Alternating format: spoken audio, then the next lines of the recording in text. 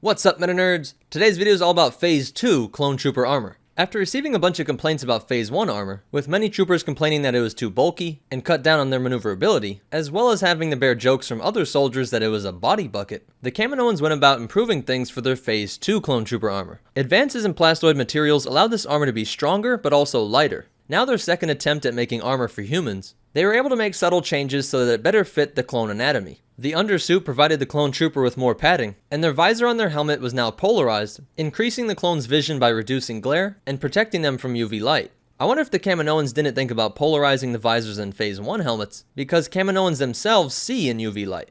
The Grand Army of the Republic also changed the way that color was used on the clone trooper armor. With Phase 1, the colors would indicate your rank, but now with Phase 2 armor, these colors were used to indicate specializations or what battalion you were from. But it's up in the helmet where you see the most difference between the Phase 2 armor and Phase 1 armor. Phase 2 armor had a better air filtration system and a longer supply of oxygen, allowing the clone troopers to be able to fight in open space for a longer amount of time. There were also some improvements on the enunciators so that it was easier for clone troopers to understand each other in the battlefield. If they knew they were going to be in empty space for a while, however, the back had a modular design, which allowed a trooper to attach a backpack full of extra oxygen, which could be pumped into the helmet via the air supply canisters. And last but definitely not least, the inclusion of a simple grav field alternator into the boots proved to be a very handy upgrade throughout the Clone Wars, allowing clone troopers to easily navigate ships which had been damaged from combat. Phase 2 Clone Trooper armor was introduced in the year 21 BBY, about 1 year after the Clone Wars broke out. The first clones to ever wear a set of Phase 2 armor was actually a group from the elite ARC troopers.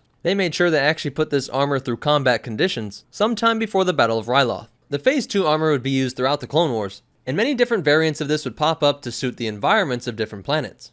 When the Republic became the Empire and the clone troopers were phased out for Stormtroopers, for some time the Stormtroopers were still wearing Phase 2 clone armor. And even when the new Stormtrooper armor came about, the Empire's shock troopers continued to use the old Phase 2 armor for many years after this replacement. And even some of the Phase 2 armor variants, like the Cold Weather Assault, Sand Trooper, and Recon Trooper, were clear inspirations for their Stormtrooper equivalent. Well, that's it for its history, but there are some cool facts and some behind the scenes stuff. I can only assume that Phase 2 armor was full of all kinds of UV colors that only the Kaminoans could see, just like with the Phase 1 Clone Trooper armor, unless somebody at the Grand Army of the Republic caught wind of this and told them to cut it out. What's really cool is that the Phase 2 Clone Trooper pilot helmets were designed to be a combination of the Rebel pilot helmets and TIE pilot helmets. And of course, the standard Phase 2 Clone Trooper helmet is a combination of a Stormtrooper's and a Phase 1. And in a really cool nod to Star Wars fans, who had for decades assumed that there was a connection between Boba Fett's armor and the Stormtrooper armor, artists working on the prequels made sure that the Clone Trooper armor could be a fusion of both Boba Fett's and the Stormtroopers, and obviously went a step further by making the Stormtrooper's predecessors genetically identical to Boba Fett's predecessor. Well, that's it for the Phase 2 Clone Trooper armor. If you liked it, go ahead and hit that like button, and be sure to leave a comment down below if I missed any cool facts, or if you have a suggestion for future videos. Be sure to follow us on Instagram at MetaNerdz Lore, so you can see us build Star Wars props and cosplays, along with some other cool Star Wars stuff. If you want to help support this channel, check out the description below for our Amazon store and our Patreon. And be sure to subscribe, because we're making videos like this every single day. But more important than all that, remember, keep calm and plug in your extra air supply, and the Force will be with you. Always.